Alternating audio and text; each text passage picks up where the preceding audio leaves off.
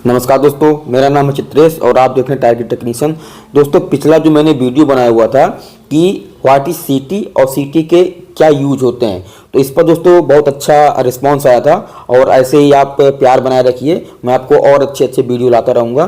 तो उसी सीरीज में मेरे पास कई सारे वीडियो में कमेंट आए हुए थे कि कौन सी सीटी कहाँ पर लगाएंगे, यानी कि 100/5 की भी सीटी आता है और 100/1 का भी सीटी आता है, 200/5 का भी आता है, 200/1 का भी आता है, 300/5 का भी, 300/1 का भी, 400/5, 400/1, 500/5, 500/1। नंबर रहता है 5 और ये 1, ये खाली चेंज होता रहता है। बाकी जो ये 100 रहता है ये चेंज नहीं होता है। तो ये 100 का क्या मतलब होता है, 5 का क्या मतलब होता है और ये 100 का यहाँ पर क्या मतलब होता है और 1 का क्या मतलब होता है, यह भी समझेंगे इस वीडियो में। और सीटी कौन सा ट्रांसफार्मर होता है, इसकी क्या इंपॉर्टेंस है, इन सभी के बारे में आज हम समझेंगे इस वीडियो में। तो दोस्तों चलिए शुरू कर लेते हैं। देखिए दोस्तों, सबसे पहले आप समझ लीजिए कि जो सीटी होता है ये स्टेप अप ट्रांसफार्मर होता है। ठीक है, अगर आपसे कोई इंटरव्यू में पूछेगा कि सीटी कौन सा ट्रांसफार्मर होता है, तो आपको बताना है कि सीटी एक स्टेप अप ट्रांसफार्मर होता है और इसको एक इंस्ट्रूमेंट ट्रांसफार्मर भी बोलते हैं। ठीक है, इंस्ट्रूमेंट ट्रांसफार्मर होता है। अगर इसका वो पूछेंगे कि ये कौन सा ट्रांसफार्मर होता है, तो ये एक स्टेप अप ट्रांसफार्मर है और ये एक इंस्ट्रूमेंट ट्रांसफार्मर भी इसको कहते हैं। अब दोस्तों हम समझ लेते हैं कि 100/5 का क्या मतलब होता है और फिर 100/1 का क्या मतलब होता है। फिर हम आगे समझेंगे कि 100/5 की सीटी कहाँ पर लगाएंगे और 100/1 की सीटी कहाँ पर लगाएंगे। लेकिन सबसे पहले जरूरी है कि आपको यह 100/5 का मतलब पता होना चाहिए कि 100/5 का मतलब क्या है। ठीक है, क्योंकि इंटरव्यू में यही पूछते हैं, सीटी लिखा हुआ है यहाँ पर 500/5 लिखा हुआ है, इस 500/5 का मतलब क्या है। देखिए, अगर कोई भी सीटी आपके पास लगा हुआ है, देखिए सीटी का तो यूज इसलिए करते हैं कि अगर हमको करंट को मेजर करना है तो करंट को मेजर करने के लिए हम सीटी का यूज करते हैं, यानी कि करंट ट्रांसफार्मर का। तो जैसे कि मैंने पिछली वीडियो में बताया था कि आपको अगर करंट ट्रांसफार्मर की मदद से अगर करंट चेक करना हो तो आप करंट ट्रांसफार्मर को यूज में क्यों लेंगे, आप इससे बढ़िया मल्टीमीटर को भी यूज में ले लें। लेकिन मल्टीमीटर के कुछ लिमिट होते हैं, जैसे कि आप मल्टीमीटर को करंट 600 एम्पियर से ज़्यादा नहीं चेक कर सकते हैं। इसके लिए अगर इससे ज़्यादा का अगर करंट आपको चेक करना है तो आपको एक करंट ट्रांसफार्मर या फिर एक इंस्ट्रूमेंट ट्रांसफार्मर आपको यूज में लेना पड़ेगा। ठीक है, अब उसी हिसाब से दोस्तों जो ये करंट ट्रांसफार्मर होता है इसकी रेटिंग होती है, इसके रेशियो होता है। जैसे कि यह हो गया 100/5, ये मैंने एक एग्जाम्पल ले रखा है। 100/5 का भी होता है, 100/1 का भी होता है। ये 5 का और 1 का मतलब बाद में समझेंगे आगे वीडियो में, लेकिन समझिए पहले समझ लीजिए कि 100/5 का मतलब क्या होता है।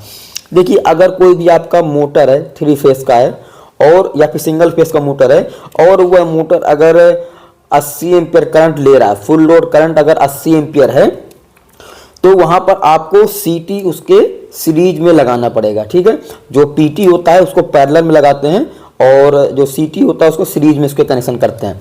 तो अब जो आपका सिंगल फेस का मोटर है या फिर 3 फेस का मोटर है, अगर वो 80 एम्पियर करंट ले रहा है तो आप मार्केट में जाएंगे और आपको अगर 80 एम्पियर करंट ले रहा है तो आपको इससे प्लस में ही लेना है, यानी कि आप 90/5 का ले लें या फिर 80/5 का आप सीटी ले लें।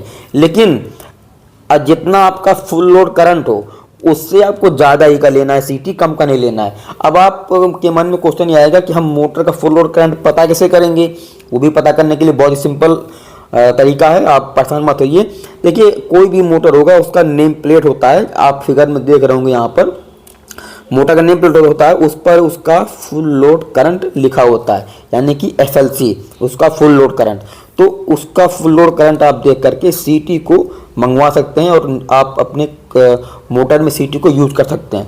ये तो आप समझ गए कि अगर आपको फुल लोड करंट निकालना है किसी भी मोटर का तो उसके नेम प्लेट पर उसका फुल लोड करंट लिखा होता है, उसी के अकॉर्डिंग आप सीटी का यूज या फिर सीटी का सिलेक्शन कर सकते हैं।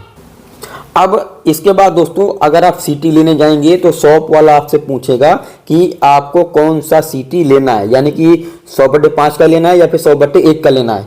तो वहाँ पर बहुत से लोग कंफ्यूज हो जाते हैं कि 100/5 का कहाँ पर यूज़ करेंगे और 100/1 का यूज़ कहाँ पर करेंगे। तो कंफ्यूज होने वाली बात नहीं है और ना परेशान होने वाली बात है। इस वीडियो में आपको बिल्कुल सब कुछ डिटेल में जानकारी मिलेगी, बस आपको चैनल को सब्सक्राइब करना है, क्योंकि सब्सक्राइब दोस्तों बहुत स्लो हो रहा है, तो आपको सब्सक्राइब जरूर कर दीजिएगा।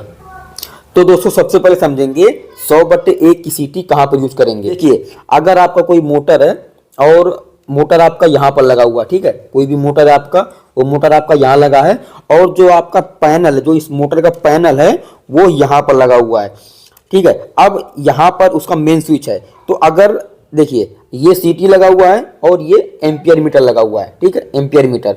अब ये अगर सीटी से मेजरिंग डिवाइस, ठीक है, ये सीटी लगा हुआ है और ये मेजरिंग डिवाइस है, यानी कि ये एम्पियर मीटर है। अगर इसके बीच की दूरी 10 मीटर से ज्यादा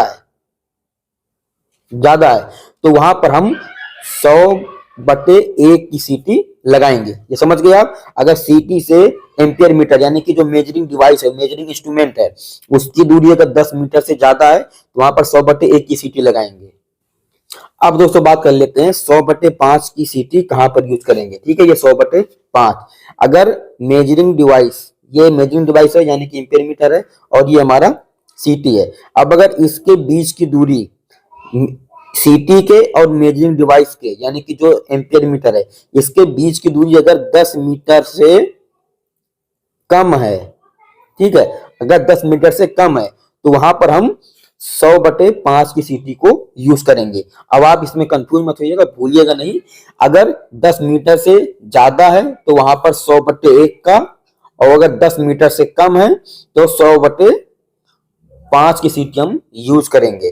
तो मुझे उम्मीद है कि आपको जानकारी समझ में आ गई होगी। समझ में आए तो चैनल को सब्सक्राइब कर दीजिए। सब्सक्राइब करने के बाद बेल आइकन का बटन जरूर दबा दीजिएगा।